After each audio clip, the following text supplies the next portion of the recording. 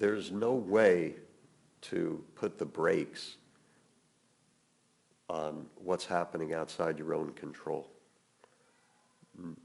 Neither of us, nor anyone who I have ever met, can halt what assisted living facilities, nursing homes are charging, and what home care givers charge. We live in a market economy, period, end of story. Having said that, the only way to address this, if you can't put the brakes on cost, is to put the onus, the financial onus, on another entity to pay at least part of the bill, meaning an insurance company. Well, to begin with, I've heard that a great many times, and typically what that arises from is that they've been shown a quote either the year before or 5 years before, whatever, by either an insurance person or possibly a financial advisor, where all the individual did was look up the so-called average care stay, put in the most expensive inflation rider, looked in the current average daily or monthly cost of care, and showed it to them, and they got sticker shock. And the sad thing is that had they been shown something that didn't give them sticker shock, but they could comfortably tuck into their budget, even if it only provided for 8, 10, 12 hours a day of care, or half the cost of an assisted living facility, something is better than nothing. Furthermore, when it comes to home care, these policies help people stay at home because they all include something called a care coordinator.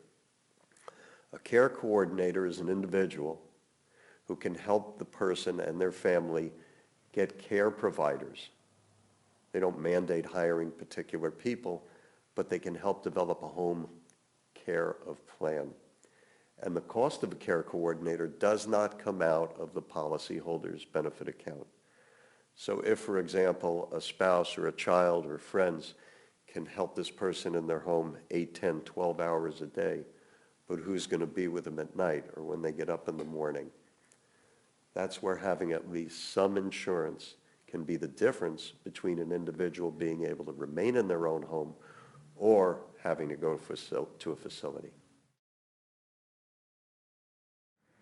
Well, that's a great point. There's a gentleman that I know professionally in this industry for 18 years who looks at it that exact way. If the average cost of a nursing home is, say, $75,000 a year, you could say that that's the cost of not having it. So the cost of having a policy, depending upon one's age and breadth of benefits, might be low to mid 4 figures a year, avoiding a mid to high 5-figure annual event. Well, it has to begin with what does the person need in terms of how many dollars a day or per month benefit coming in the door to achieve their goals. And most typically what we do is provide policies for people that will pay at least a half to 2/3 of the cost of care. Let me give you an example. Let's say the average cost of care now, it might be $6,000 a month. And that person's investments and pension and Social Security, after taking off their cost of living and the niceties of life and vacation and such, maybe they can cover $2,000 a month. In other words, let's say a retired couple has $90,000 a year coming in the door.